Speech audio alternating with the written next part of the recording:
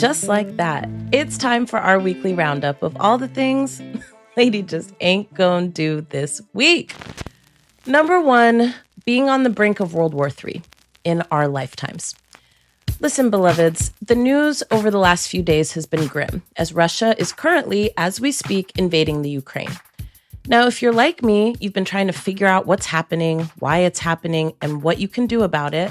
So allow Lady to do her best as someone who is not a foreign policy expert to try and explain the basics of what's going on.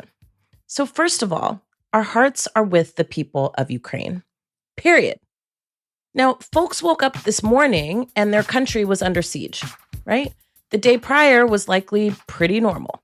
So it's no secret that Russia has been wiling out for a minute. And as the homie Terrell Star has been saying for a minute, if you're trying to understand President Vladimir Putin, just think of former President Donald Trump.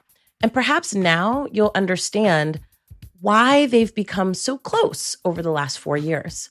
Now, President Putin has launched a war against the Ukraine, which is a democratically controlled country, to gain control of that country. Why, you ask? Well, a bunch of reasons, but in shorthand, it's resources and geography, and of course, it's power. Now, there's a lot of propaganda and doublespeak out there about NATO and Nazis and all this other shit. It's so much more complicated than what I'm offering here, but wars are always over resources, power, and position on the global chessboard. That's basically what you need to know. Now, what can you do about it? Well, first of all, get your information. Follow Terrell J. Star on Twitter to find out who you can donate to on the ground. He's also there and a Black journalist who's been living there for a while now, and he's got the goods on what's happening in real time. But there's more than that. There's more than donations. And yes, of course, you can protest, you can donate money, you can even call your congressperson and express your concern because these are, after all, your tax dollars at work. But there's a bigger dynamic at play here, friends, and it's a warning shot that you should pay very, very close attention to. Unless we, the people, take some kind of control over this government and how it functions and who it functions for, we are not far behind the autocracy of the Russian government. We never have known a true democracy in this country, but we've known somewhat more than those in other countries. Our democracy is under attack, not just by Russia, but even more so by white nationalists and corporate robber barons who have taken control of one of the two major political parties in this country. We have white nationalists serving as elected officials in Congress. Our ability to make decisions over our own lives is being whittled away each and every day. And our humanity, our sense that we belong to each other and that we are our cousins' keepers, it's blowing in the wind. It's tattered, y'all. It's deeply tattered. Now, the rights that we have fought so hard for are being attacked. And in fact, they're under a full-scale assault, whether we're talking about our public education system and teaching the complex history of this nation at home and abroad, or whether it be the Don't Say Gay bill that just passed the Florida House, or the bill that passed there last year authorizing people to, run over protesters and make it a felony there to protest on a freeway or a highway, or whether it's the nearly half of the United States that is severely restricting or banning abortion, or whether a Black person in this country will live to see age 25. Look, there is a lot at stake right now. So Lady needs all of us to zoom out for a minute so that we can see this full picture. And Lady needs us to ask ourselves, what can I do to make sure every single person I know goes to vote in the midterm elections so that we can continue to make progress to change who is making decisions and what they're making decisions about at the local level, at the state level, and at the federal level. This is our greatest contribution in many ways to global peace. We have to change who is making decisions here. So please do Lady a big, big favor. Check your voter registration status at our Electoral Action Center, which you can find on our website, www.blackfutureslab.org. And as always, we will keep you posted with any and all updates for as long as this is happening. Other things that Lady just ain't gonna do this week. I mean, look, it's the end of an era. Now, I would say, how you doing? But that seems cheesy now, as we learn that Wendy Williams, infamous shock show host, has had her show canceled and replaced by the new Sherri Shepherd show. Now, Williams has been in the news a bunch over the last few months. Her rather excellent documentary came out, and soon after we learned she was hospitalized with an unknown illness. Some said it was COVID, other people said it was a relapse, and still others said she had a mental breakdown. But regardless, she was off the air for a few months and replaced by guest hosts, one of which was Michael Rappaport, which doesn't make any sense for so many reasons, including the fact that he's lightweight racist and heavyweight not funny. Wendy is known for the hot topics and the tea on all the celebrities you love and love to hate. And whatever you think about Wendy, because I know some people love her and some people don't fuck with her, but whatever you think about her, it is truly the end of an era. I mean, I've been watching this show for I don't know how long, and if I'm being honest, it was me and Wendy Williams who hung tough in the weeks after my mom died. We wish her well on her journey, and best of luck to our sister, Sherri Shepherd. Other things the lady just ain't gonna do this week is Kim Potter, the officer who killed Daunte Wright, got just 2 years for murder, and we just can't understand what this travesty even is. Now, I swear this year there were a record number even, of prosecutions and convictions of officers who operate above the law. Somebody should do the real math, but I feel like more officers got prosecuted and convicted in the last 2 years than have been in the last 10 years. But like I said, somebody check my math, please. Anywho, it was important that Kim Potter was charged and convicted. We're not even going to talk about the fact that this hoe was literally crying on the stand during her trial, but smiling in her mugshot picture. But I digress. Now, the judge was basically like, well, she didn't really mean to, and it was a terrible tragedy, so she gave her significant leniency. I mean, the woman murdered somebody. I know good and damn well the black people who come through her courtroom don't get that kind of leniency, but okay, sis, go off. Now, anywho, we're fucking tired of this shit, so there's that on that. Let's switch into things we want more of this week, because actually, there's a lot of them. One of the things we love to see is that the U.S. Department of Justice gets busy doing its actual job and winning. Y'all have heard Lady go off about the need to strengthen the United States Department of Justice, particularly the Civil Rights Division. And this is exactly the reason why we need it. So somebody can go on and go after the white nationalists that Donald J. Trump brought from underground. He brought them out like zombies, and now they're all over here. It's the fucking zombie apocalypse with these people. Now, the killers of Ahmaud Arbery were charged this week with federal hate crimes, and the officers who killed George Floyd were also found guilty of violating Floyd's civil rights. Now, technically speaking, the federal government is an important lever in making sure appropriate actions are taken to hold people accountable, especially vigilantes and law enforcement officers who operate above the law.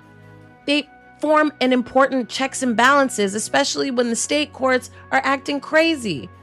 Now, the DOJ put on that cape, honey, and said, no, sirs, not today. And we love to see it. For real, for real. Shout out to my sis, Kristen Clark. Okay. Other things Lady loves this week is a black woman was nominated to the U.S. Supreme Court. Now, y'all know this is a big deal. There has never, ever been a black woman on the United States Supreme Court. Never. And that's important. But here's what's really good. She's a former public defender, has worked on sentencing reform, has a good record on immigration-related cases, has taken on the Orange Menace, and she has dreadlocks, and her name is Ketanji. Y'all feel me on this? Now, when I tell you we are here for this, and if Joe Biden asks don't fight these white people for her, I swear before the Lord, we finna have a problem. Now, y'all light your incense and put some prayers on the altar that he don't do her like he did Anita Hill, child. But okay. Get it, sis. Other things that we love this week, breaking news and great news, is that the United States national women's soccer team won a historic settlement this week.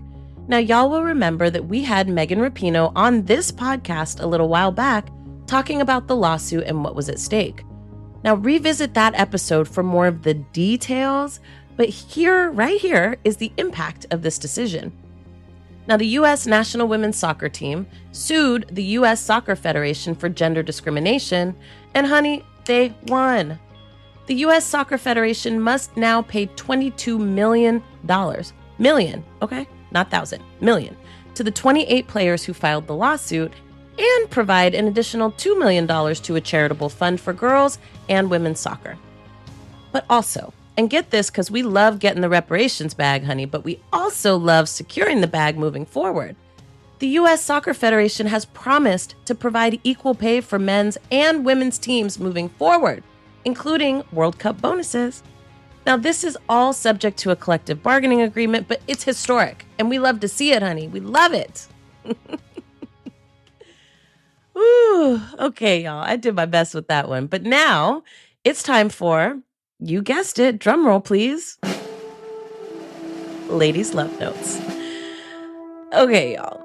So I gotta be honest, there was a lot to talk about this week, and it was hard to choose where to start because if nothing else, my life is active, okay? I mean, when it comes to dating in your 40s, I think we can all agree that dating is fucking weird. I'm much more a fan of just meeting someone and getting those butterflies in your stomach. I don't do the apps thing because, I don't know, it's just not really my style. Last week, we talked about how dating cishet men in my 40s is really just like dating cishet men in my 20s and how I felt a way about that. But we didn't talk about this part of dating, which is something that I've been thinking a lot about lately. In your 40s, how young is too young to date? Now, before I start here, okay, let me just say, in case you didn't already know it, but you should already know, but let me just say it just to be explicit. I am not Drake, Bill Cosby, R. Kelly, or any other fucking creep who acts like they don't know that it's not okay to date people in high school or even middle school and you're a grown-ass motherfucking man. Now come the fuck on already. I'm 41 years old. What do I have in common romantically with someone who's not even able to vote? Okay? No. And if I'm being honest, 20-somethings are out the question too. You don't gotta pay my bills, but you at least need to be able to pay your own. Now, I was going to say it's bonus if you don't have any roommates, but also times are tough, and the rent is too damn high, so we understand roommates, but we don't love to see it. So 20s are off limits, period. But what about the 30s? Now, I stopped being in my 30s 2 years ago, but I recently met someone who was 30 years old as of like 3 weeks ago. And so when I met said person and thought to myself, they're cute. When they asked me out, I said yes, and then I quickly thought, is 30 too young? Now, I don't think I fully viscerally understood the experience of being a cougar until this experience, but now that I do understand it, I'm not sure how I'm feeling about it, child. I mean, look, this person was good on paper. They like music like me, and they're definitely a bit of a music aficionado, let's just say. They're good looking, they own their own businesses, plural, and they work a solid, if not scandalous, corporate job. They own their own home, they got their own car, they even bought their mama a car because that's what you do when you can do it. You feel me?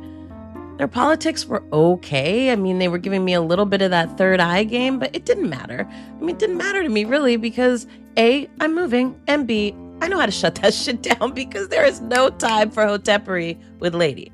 And C, I'm not looking for a relationship with this person. I mean, I've told y'all, my heart is already somewhere else. And while I'm staying open to being surprised, there's already somebody at the front of the line. Anyway, we don't have to get into that, child. Let's go back to ladies' love notes. So it's all going fairly well. Things I'm into, they did a good job in keeping in touch without giving me any like good morning queen or grand rising kind of texts. By the way, y'all, good morning texts should be reserved for people you really finna do something with. Seriously, though. Don't be sending good morning texts to the jump off. They asked questions about me, and not one question was about Black Lives Matter. Huge plus. And they were interesting. All of these were pros. They were also into food like I am, and when I told them the food that I'm obsessed with, they named a few places that are actually good. I was impressed. Now, the cons. Well, let's discuss. So we had a cute little thing going on, right? And one night I was out with my girlfriends and he reached out, asking about where I was and what I was going to be doing later. And I knew that we had already planned to go out. We had a date set. And so I knew what time it was, and I was curious about it, and I was kind of feeling him, so I was like, yeah, let's link. Now let me cut to the chase, because here's where the cougaring comes in. I show up looking amazing because I was just out with my girls, and this is how we do. And I did dip out on my girls to see what was good with this dude, but only with their blessing, of course. He's looking, yeah. I mean, it definitely could have been better. We grab a drink, we get to talking. Well, actually, he gets to talking, and I realized that I was trapped in the 30-year-old man's vortex of how they understand women. He talked about how he could tell I really liked him because of the way I looked at him.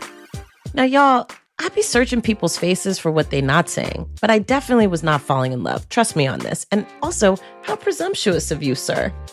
He's talking about how too few women really go for what they want, and he's so tired of having to do everything. And of course, my eyebrow gets raised because I run not one, but 2 organizations with 15 staff and a multi-million-dollar budget that I raise on my own, but go off.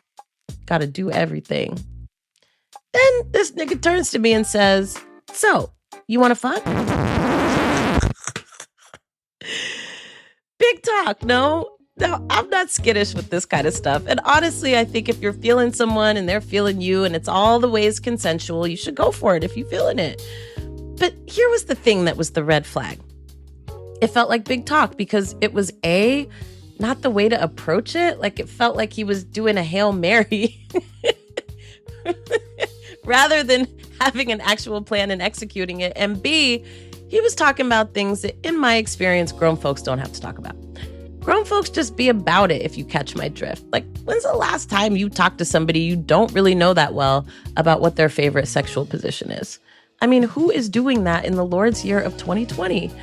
Like, my nigga, whichever one gets me off, man. What are you bringing to the table? I don't have to write this damn dictionary for you. Let's go. But here's the big kicker. When it was all said and done, despite being good on paper, all that big talk didn't add up to much.